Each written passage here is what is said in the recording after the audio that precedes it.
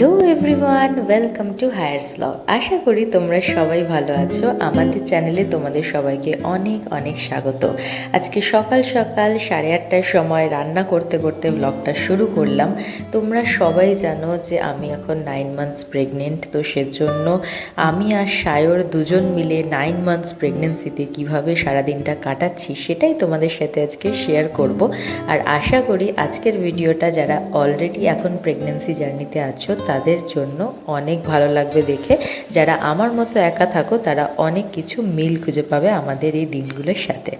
তো সকাল সকাল উঠেই দেখতে পাচ্ছ মাছের কালিয়া বানাচ্ছি, তাও আবার আলু দিয়ে। স্যারকে বলছিলাম যে কি বানাবো, পাতলা ঝোল করি। স্যার বললো আজকে একটু কালিয়া বানাও, অনেক দিন কালিয়া খাইনি। তো ওই সব চপিং টপিং করে হেল্প করে দিয়েছে। আর এই দেখো সকালে উঠলেই আমার এখন কাজ হলো বিস্কিট আর কলা দিয়ে দিনটা শুরু করা। বিস্কিটটা খাই যেহেতু খালি পেটে, কলাটা খাবো না বলে। তারপর আবার বাদাম খাই, খেজুর খাই, যতটা সম্ভব হেলদি খাই। কিন্তু এরপরেই তোমরা বুঝতে পারবে যে আমি কতটা সারাদিনে হেলদি খাই।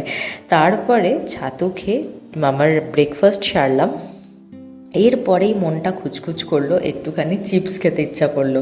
সায়ের একটা বড় প্যাকেট চিপস এনেছিল। মোটামুটি এই চিপসটা খেতে খেতে হাফ শেষ করে দিয়েছি। জানি না আমার কি হবে, মানে কি বলবো আর তোমাদেরকে। মানে এত খিদে পায় এখন, মানে বলতে মানে কি বলবো, দ্বিধা নেই যে প্রেগনেন্সিতে শেষের দিকে কিন্তু মানে আমার মনে হয় ম্যাক্সিমাম জনেরই এরকম খিদে পায়। আমি জানি না সবার কী হয়, বাট আমার প্রচণ্ড খিদে পাচ্ছিল। তো সেজন্য আমি চিপস খেতে খেতে বুঝতেই পারিনি যে আমি কতটা চিপস খেয়ে নিয়েছি। তো এটা খুব খারাপ হলো জানি, বাট কী করবো, হেলদি হেলদি খাবার খেতেই ইচ্ছা করে না, শুধু মনে হয় এটা ওটা খাই।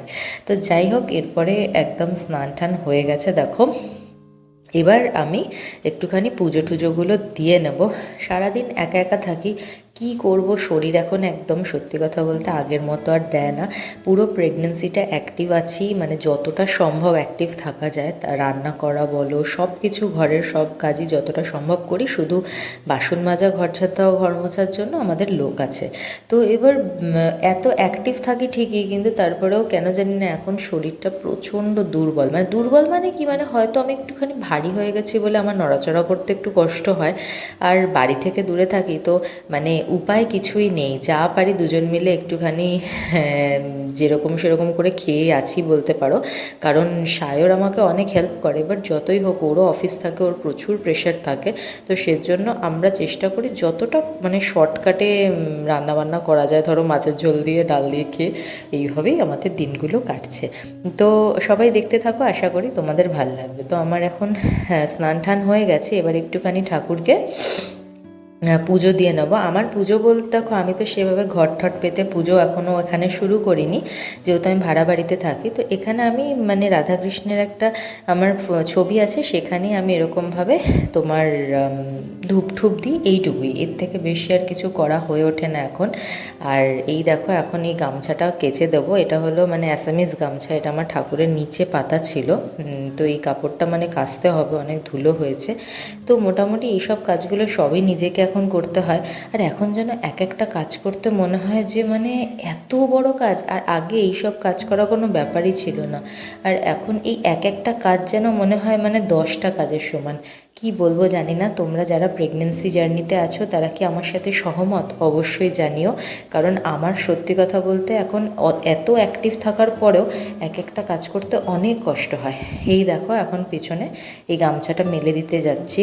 বাপরে বাপ, এই যে হাঁটি এখন, মানে এইখান থেকে মেন রোড অবধি যেতে, মানে যেটা মানে 5 মিনিটের রাস্তা, যেতে মনে হয় যেন যে 2 কিলোমিটার রাস্তা। কি বলবো আর মানে একটু হাঁটাহাঁটি, এত অ্যাক্টিভ থাকি, এত হাঁটাহাঁটি করি, কিন্তু তারপরেও এইটুকু হাঁটাও যেন কত হাঁটা মনে হয়। কি বলবো আর, তোমরা আশা করি আমার হাঁটা চলা দেখেই বুঝতে পারছো।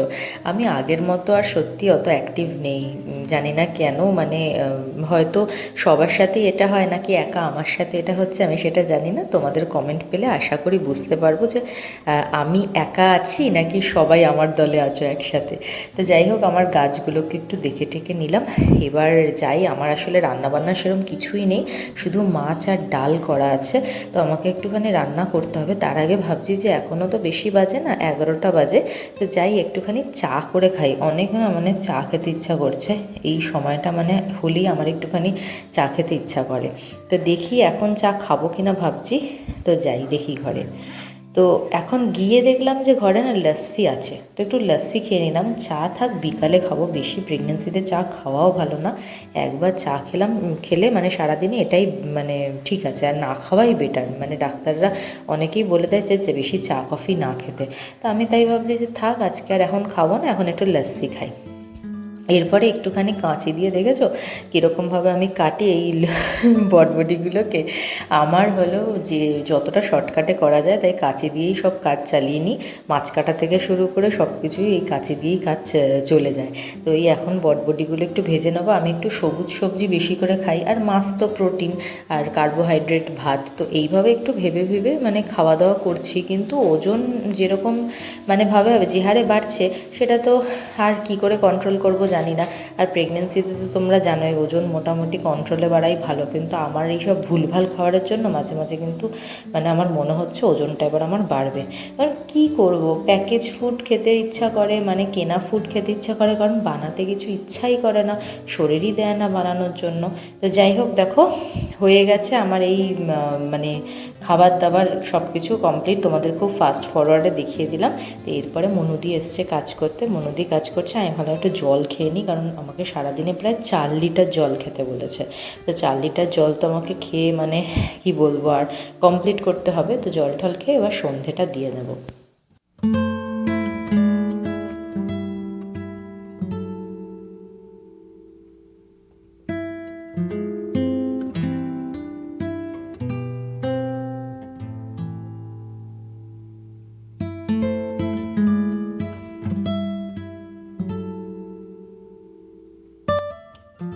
সন্ধেটা দিতে দিতেই ভাবলাম যে এবার একটুখানি চা খেতেই হবে, সারাদিনে না একটু চা খেতে ইচ্ছা করে। আর আমি দেখলাম যে যেটা যেটা বারণ সেগুলো বেশি খেতে ইচ্ছা করে। কি বলবো বলো তোমরা, যেহেতু মা বাবার কাছে এখন ওখানে থাকছি না বা শ্বশুরবাড়িতেও থাকছি না, একা একা থাকি, কিছু বানিয়ে খাওয়াটা না সত্যি কথা বলতে প্রচণ্ড কষ্ট লাগে। কিন্তু তারপরেও আমি চেষ্টা করি যে সব কিছুই বানিয়ে খাবো। তো মাঝে মাঝে সায়র বলে ঠিক আছে, তোমার যখন যেটা ইচ্ছা করবে বলবে, আমি এনে দেবো বা আমি বানিয়ে দেবো। কিন্তু ওর পক্ষেও ডিফিকাল্ট, যেরকম আজকেই ওর নাইট ডিউটি পড়েছে। তো সেজন্য ভাবছি যে কী যে করি বুঝতে পারছি না। একটু চাউমিন ভাবছি বানাবো টিফিনে, আর এখন একটু চা করে আগে খাই, একটু আদা দিয়ে ভালো করে ঘন একদম দুধ দিয়ে সুন্দর চা করব, চা দিয়ে বিস্কুট দিয়ে খাবো, আর তারপরে স্যারকে চাউমিন করে দেবো। আর রাতে ভাবছি আজকে ভাতই খাবো, কারণ ও যেহেতু রাত জাগবে, ওর না হলে যদি অ্যাসিড ট্যাসিড হয়ে যায় রুটি খেলে। সাধারণত আমরা রুটিই খাই, বাট আজকে ভাবছি আর রুটির মানে ঝামেলা করবো না। আর সত্যি কথা বলতে এই সময় না আমার রুটি করতে প্রচণ্ড কষ্ট হয়। আমি বুঝতে পারি না কেন, মানে ভাতটা করা যতটা সহজ হয় আমার জন্য, রুটিটা এখন আমার জন্য একটু কষ্ট হয়ে যাচ্ছে। কারণ মানে রুটি করার সময় এত মানে কি বলবো, প্রেশার দিতে হয়, রুটি বেলতে বা করতে, চাই না এটা সবার নাও হতে পারে, বাট আমার একটুখানি কষ্ট হয়ে যায়। কিন্তু তারপরেও সায়র প্রচুর হেল্প করে আমাকে, আর ও হেল্প করে বলেই আমি পারছি এতদিন, না হলে হয়তো আমি পারতাম না। আমার সত্যিই মানে হাউস হেল্পের জন্য মানে কিছু কাউকে একটা দরকার হতো। তো এই দেখো চা একদম ঘন, একদম সেই স্ট্রিট স্টাইল ঘন চা রেডি হয়ে গেছে, যেরকম অনেকক্ষণ ফুটিয়ে ফুটিয়ে যেরকম চা হয়। সত্যি এই চাটা কিন্তু আমি খুব ভালো খাই, মানে আমি কেন জানি না, আমি নিজের হাতের চা সবচেয়ে বেশি ভালো খাই এই চাটা। কি বলবো আর, অনেকেই ভাববে যে নিজেই নিজের তারিফ করছে, বাট সেটা না। আশা করি তোমরা চায়ের টেক্সচারটা দেখে বুঝতে পারছো যে চাটা কিন্তু দারুণ খেতে হয় আমার হাতে। তো যখন কারোর সাথে দেখা হবে অবশ্যই তোমাদেরকে এই চাটা কিন্তু খাওয়াবো। তো চলো চাটা খেয়ে নেওয়া যাক।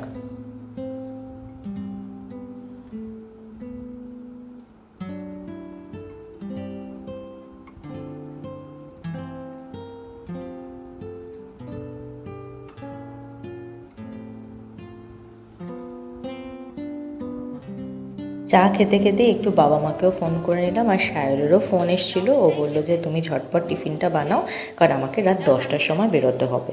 তো ওদের কোথায় কি কাজ আছে রাত্রিবেলা, তো সেজন্য ওদের মাঝে মাঝে এরম নাইট ডিউটি পড়ে। তো কি আর করা যাবে, একা একা আজকে রাত্রে থাকতে হবে, কি যে করব জানি না। কারণ আমি আগেও একা থেকেছি, বাট প্রবলেমটা হয় যে আমি লাইট জ্বালিয়ে শুই, আর লাইট জ্বালিয়ে শুলে আমার ঘুমই আসতে চায় না। কি বলবো বলো, বাট কিছু করার নেই, লাইট অফ করে শুতে ইচ্ছা করে না। তো এই যে চাউটা খাচ্ছি একসাথে দুজন মিলে, আর দুটো বিস্কিটের প্যাকেট এক্ষুনি শায়ারের ব্যাগে দিয়ে দিলাম, কারণ এটা আমি ভুলে যাবো। ওর যদি রাত্রে খিদে পায়, ওর তো খেতে হবে না। তো এই দেখো ও রাত্রে খেতে বসে গেছে ভাত ঠাত, আর দুটো বিস্কিটের প্যাকেট রেখে দিলাম ওর ব্যাগের ভিতর, যাতে ও রাত জেগে থাকলে ওর খিদে পেলেও খেয়ে নিতে পারে। তো এই দেখো 10টা 5 বাজে, আর আমি এখন একা পুরো। ও শায়ার বেরিয়ে গেছে। তো আজকে আমি আর আমার সোনা আছে, দুজন মিলে আমরা ঘুমাবো। কি করব, ও শায়ার তো আজকে আর নেই, তো দেখি মশারি টশারি টাঙিয়ে দিয়ে গেছে। তো একা একা শুয়ে আছি, ঘুমই আসছে না। লাইট জ্বলছে দেখো, পাশে দেখো বালিশ টালিশগুলো রাখা, বাট কী করবো জানি না কখন শায়ারের হবে, আর আমাকেও ফোন করবে, আমাকে তখন তালাও খুলতে হবে। তার মানে আমার ঘুমটা আজকে বুঝতে পারছি যে ঠিক করে হবে না। তো দেখা যাক কি হয়। আর কি বলবো বলো, সারাদিন ওই আমার পুচকুসোনার লাথি খেলাম সারা রাত, আর আমার ঘুমও এলো না। এখন শায়ের ফোন করেছিল, ও 3টের মধ্যে আসছে। তো কি করা যাবে, জেগে তো থাকতে হবে দরজা খোলার জন্য। আর সত্যি কথা বলতে আর ঘুম আসবে না বুঝে গেলাম ও না এলে। তখন 3টে 5 বাজে, ও এসে গেছে। ও আমাকে একটু গরম জল করে দিল, আমি একটুখানি দুধটা গুলে খাচ্ছি। এটা একটা প্রোটিন পাউডার, ওটাই গুলে খাচ্ছি। প্রচণ্ড খিদে পেয়েছে, শায়ের কিছু খেলো না। তো আজকের ভিডিওটা এখানেই শেষ করলাম। যদি তোমাদের ভালো লাগে অবশ্যই একটা লাইক করে দিও, কমেন্টে জানিও যে তোমাদের এক্সপিরিয়েন্সও কি সেম, আর অবশ্যই আমাকে সাবস্ক্রাইব করতে ভুলো না। টাটা।